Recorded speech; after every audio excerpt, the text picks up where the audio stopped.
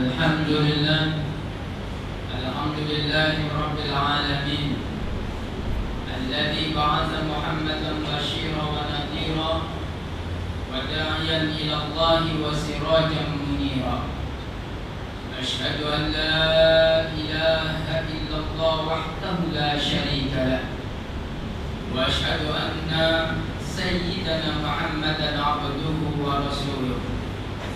Allahumma salli wa sallim ala sayyidina Muhammad wa ala alihi wa ashabihi wa tabi'in salatan wa salaman daimain mutalazimain ila yaumiddin. Amma ba'd, fa ya ibadallah ittaqullah usi wa nafsi wa iyyakum bittaqwallah faqad fazal muttaqun. Sidang jemaat yang dirahmati Allah, bertakwalah kita kepada Allah dengan sebenar-benar takwa. Laksanakanlah segala perintahnya dan jauhilah segala tegahannya. Semoga ia akan membawa kita lebih dekat dengan Allah Subhanahu wa ta'ala serta menyelamatkan kita di dunia dan di akhirat. Amin ya rabbal alamin. Saudara sekalian, tidak kita nafikan bahwa kehidupan di dunia ini penuh dengan pelbagai ujian dan dugaan. Setiap hamba Allah akan diuji mengikut kemampuan mereka. Firman Allah Subhanahu wa ta'ala di dalam surah Al-Ankabut ayat yang kedua. Bismillahirrahmanirrahim. Ahasiban nasu an yutraku an yaqulu amanna wa hum la yuftanun. Yang bermaksud, patutkah manusia menyangka bahwa mereka akan dibiarkan dengan hanya berkata kami beriman, sedang mereka tidak diuji dengan sesuatu cobaan. Tatkala kita diuji Tuhan, agama ini menuntut kita untuk bersabar dan meyakini bahwa di sebalik setiap ujian itu pasti terkandung hikmahnya. Kadangkala kita diuji Tuhan, sebagian individu mula mengeluh, bahkan mungkin ada juga yang menyalahkan takdir dan sebagainya. Ada juga yang menyangka bahwa dirinya diuji karena tidak berjaya mendapat kasih sayang dan keredaan Allah Subhanahu wa ta'ala. Saudara, sedangkan para anbiya diuji, Nabi Muhammad SAW pernah ditanya, "Wahai Rasulullah, siapakah orang yang paling hebat cobaannya?" Nabi menjawab, "Para nabi, kemudian mereka yang selanjutnya, yaitu lebih utama, dan selanjutnya. Seorang hamba akan diuji sesuai kadar agamanya atau keimanannya. Jika keimanannya kuat, maka cobaannya pun akan semakin berat. Jika keimanannya lemah, maka ia akan diuji sesuai dengan kadar imannya." Hadis riwayat Ibnu Majah. Oleh itu saudaraku, ujian Allah tidak berarti bahwa Allah Subhanahu wa ta'ala membenci. Bahkan kadangkala sebaliknya, kadangkala seseorang itu diuji sedangkan dia merupakan insan yang dikasihi Allah Subhanahu wa ta'ala. Ia diuji sebagai kafarah, penghapus bagi dosa-dosanya yang silam. Perhatikan hadis Nabi SAW yang bermaksud, tidaklah seorang muslim tertimpa kecelakaan, kemiskinan, kegundahan, kesedihan, kesakitan maupun kedukaan, bahkan tertusuk duri sekalipun, niscaya Allah akan menghapus dosa-dosanya dengan apa yang menimpanya itu. Hadis riwayat Imam Al-Bukhari. Saudara, setelah memahami maksud ujian Allah Subhanahu wa ta'ala bagi seorang mukmin, persoalan yang seterusnya adalah bagaimana kita boleh memupuk kesabaran serta menjaga ketenangan diri ketika ujian datang melanda. Perhatikan sebuah kisah yang diriwayatkan Imam Muslim. Satu ketika Sayyidina Ali radhiyallahu an pernah menceritakan bahwa istrinya, yakni anak perempuan Rasulullah sallallahu alaihi wasallam, Sayyidatina Fatimah radhiyallahu anha, datang mencari baginda untuk mengadu dan mendapatkan seorang pembantu karena beliau sudah terlalu letih menyiapkan makanan dan membuat kerja rumah saban hari sehingga tangannya merasa sakit. Namun disebabkan kesibukan yang tertentu, Nabi SAW ketika itu tidak dapat bertemu dengan anaknya.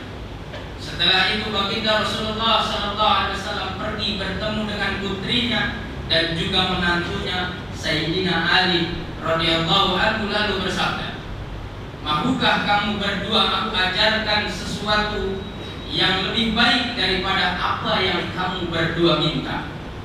Ketika kamu berbaring hendak tidur, maka bacalah takbir Allahu Akbar sebanyak 34 kali, tasbih subhanallah sebanyak 33 kali, dan takbir alhamdulillah sebanyak 33 kali. Sesungguhnya yang demikian itu lebih baik bagi kalian daripada seorang pembantu." Subhanallah. Demikianlah pendekatan Rasulullah SAW. Beliau mengingatkan ahli keluarganya akan memperbanyak dan berzikir, karena melaluinya hati dipenuhi kegundahan dan kerisauan bakal kembali tenang, dan tubuh yang keletihan menjadi segar. Pendekatan sebegitu menanamkan harapan dan menghilangkan segala kecelaruan, serta membuat seseorang itu kembali berusaha untuk memperbaiki hubungannya dengan Tuhan. Saudaraku, setentunya melalui berzikir ia dapat mendatangkan ketenangan, dan insya Allah mampu untuk memberikan jalan keluar bagi masalah kegelisahan yang melanda jiwa. Akan tetapi saudaraku, tidak dinafikan juga keperluan setiap individu itu adalah berbeza. Keperluan serta rawatan yang diperlukan setiap insan berbeza antara satu dengan yang lain.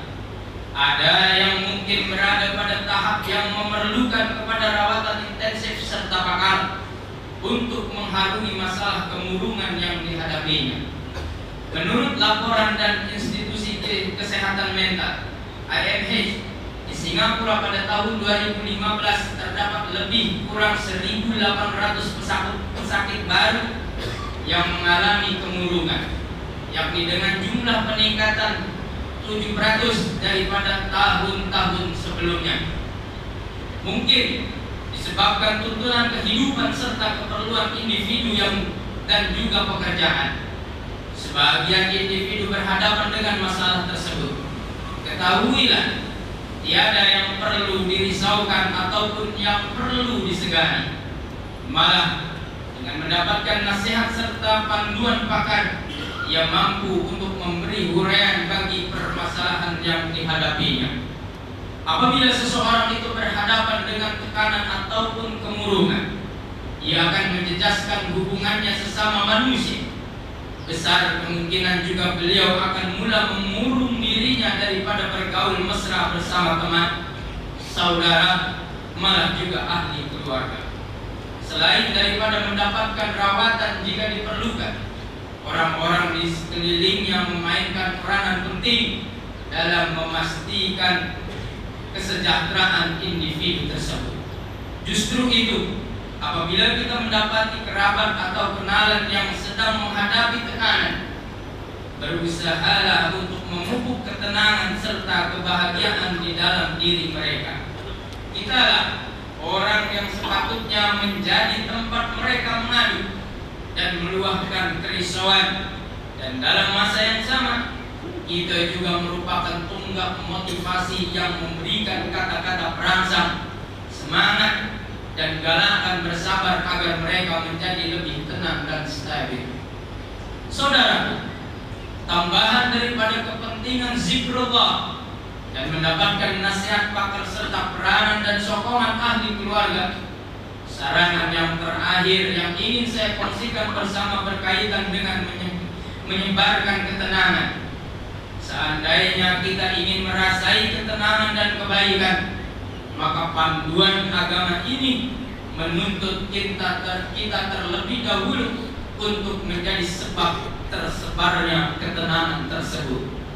Atas dasar ini, agama ini mendidik kita untuk menjadi insan yang mengambil berat ke atas kesejahteraan mereka yang berada di sekeliling kita, membantu mereka yang memerlukan melalui pemberian makan, zakat, dan sedekah merupakan antara anjuran utama agama Islam.